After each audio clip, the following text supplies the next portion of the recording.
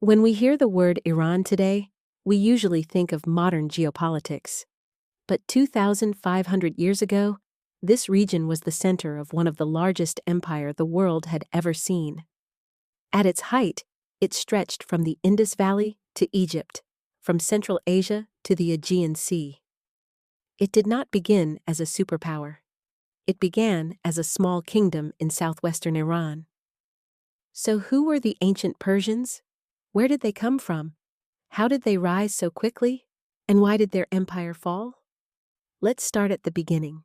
Around 2000 to 1500 BCE, Indo-European speaking groups were spreading across parts of Eurasia. One branch moved toward the Iranian plateau. Linguists today call this branch Indo-Iranian. That label is modern. It simply describes a family of related ancient languages. By roughly 1200 to 1000 BCE, Iranian-speaking peoples were living across the Iranian plateau. Among them were the Medes and the Persians.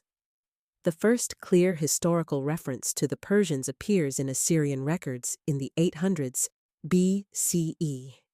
In inscriptions from the reign of the Assyrian king Shalmaneser III, dating to around 843 BCE, a people called the Parswa are mentioned. Most historians identify them as early Persians.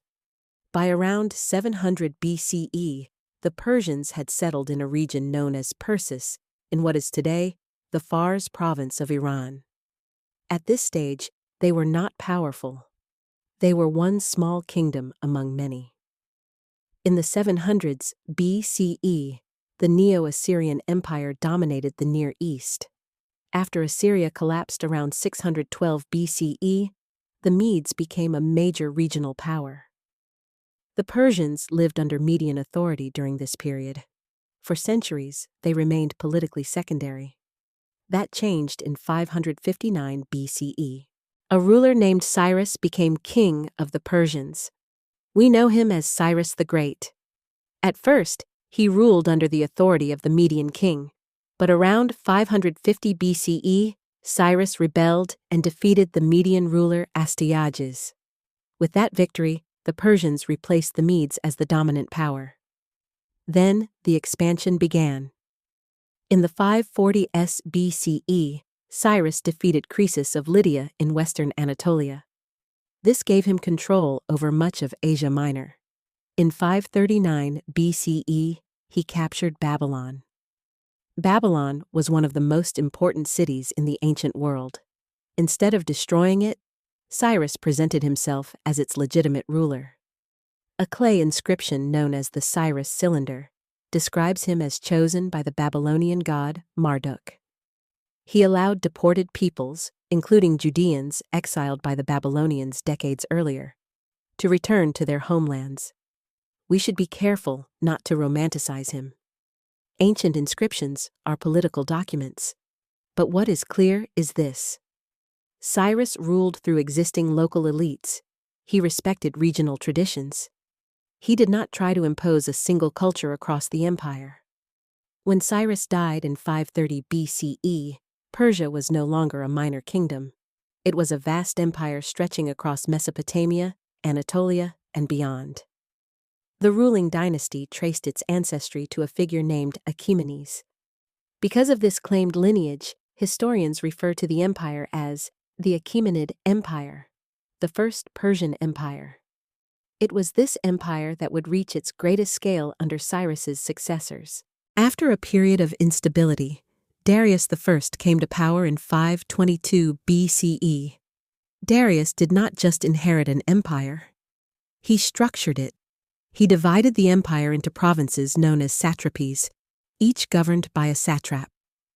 Local rulers often remained in place, but they were supervised and taxed. He standardized taxation and administrative practices.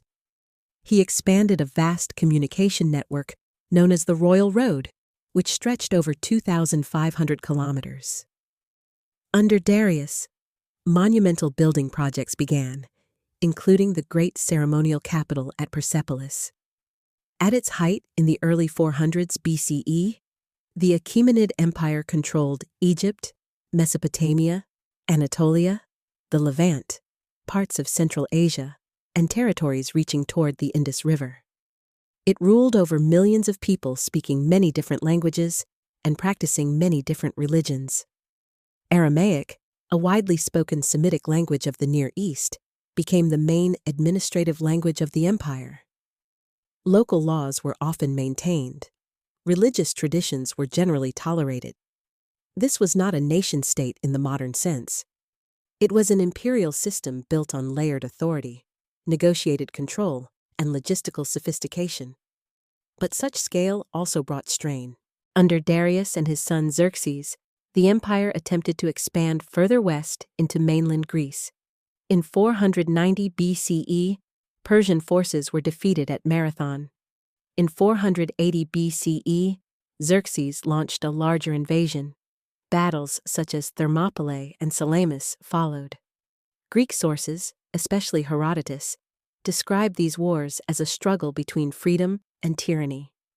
But we must remember that these accounts reflect the Greek perspective. For the Persian Empire, Greece was a distant frontier. The failed campaigns did not destroy the empire. Persia remained powerful for more than a century afterward. But the wars revealed limits. Expansion slowed. Internal revolts and succession disputes became more frequent. The empire endured, but it was no longer in its phase of rapid growth. In 334 BCE, a young Macedonian king crossed into Anatolia. His name was Alexander. In 331 BCE, at the Battle of Gaugamela, he defeated the Persian king Darius III. Within a few years, Babylon fell. Susa fell. Persepolis was captured and partially burned. By 330 BCE, the Persian Empire founded by Cyrus had collapsed. The Achaemenid dynasty was finished. But Persian political traditions did not disappear. Alexander himself adopted elements of Persian court ceremony. After his death, his generals fought over the empire, and much of the former Persian territory came under Greek rule for a time. Yet in 247 BCE, a new Iranian dynasty, the Parthians, took control of much of the region. They ruled for nearly 5 centuries. In 224 CE, another Iranian dynasty, the Sasanians, replaced them. The Sasanian rulers explicitly revived earlier Persian imperial traditions and called their realm Iran, the land of the Iranians. So while the Achaemenid Empire ended in 330 BCE, Iranian imperial rule did not vanish from history. It evolved. The ancient Persians used a word close to Arya to describe themselves, meaning something like noble or free. Over time, this term developed into Iran in Middle Persian. From that comes the modern name Iran. For centuries in Europe, the country was known as Persia, a name derived from the region of Persis. In 1935, the government formally requested that the international community use the name Iran instead. Modern Iran is not the Achaemenid Empire.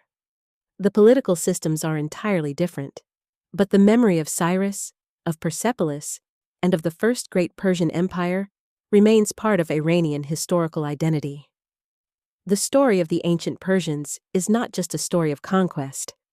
It is the story of how a relatively small kingdom, first mentioned in Assyrian records in the 800s BCE, rose within 3 centuries to build the largest empire the world had yet seen. And even after that empire fell in 330 BCE, the cultural and political traditions of the Iranian world continued for centuries. Empires collapse, civilizations endure,